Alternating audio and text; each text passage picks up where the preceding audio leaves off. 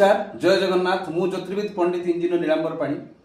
प्रत्येक दिन तो बहु लोक मो पाखक विभिन्न प्रकार समस्या नहीं आसुचंदी से माने मध्य उपकृत होउचंदी किंतु आज एक सरल निरीह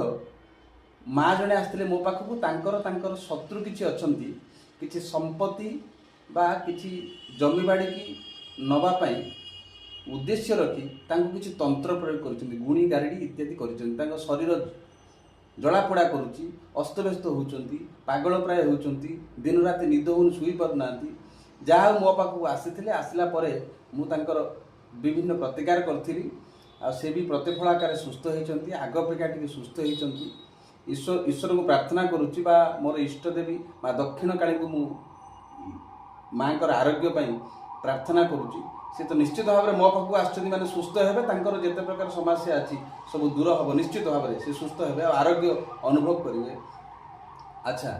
माँ को पचारा मो पाखक आसला मुझे गोटे जिन खाइला सुस्थ होती ना ना माँ टी सुस्थ होती ना ना तो सी मुझे भल करदेवी किंतु मो कहिबार कथा समस्त को मोर निवेदन और प्रार्थना मध्य आशा करुच्ची मोर कथा समस्त रखिए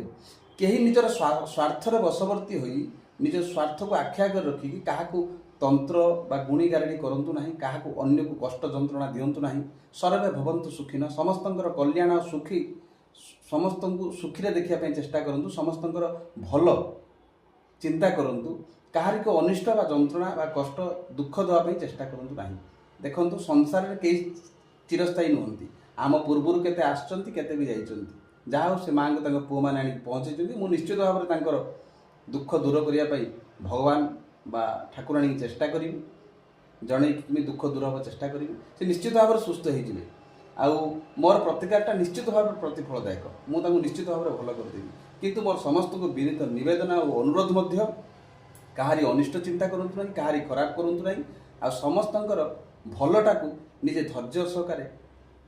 सह्या चेष्टा करूँ अधर्य हो कि कहार अनिष्ट चिंता करके निजे खुशी हाँपी चेष्टा करूँ ना कहीं संसार में सबकि अस्थायी आसीचे दिने जीवा भी दिने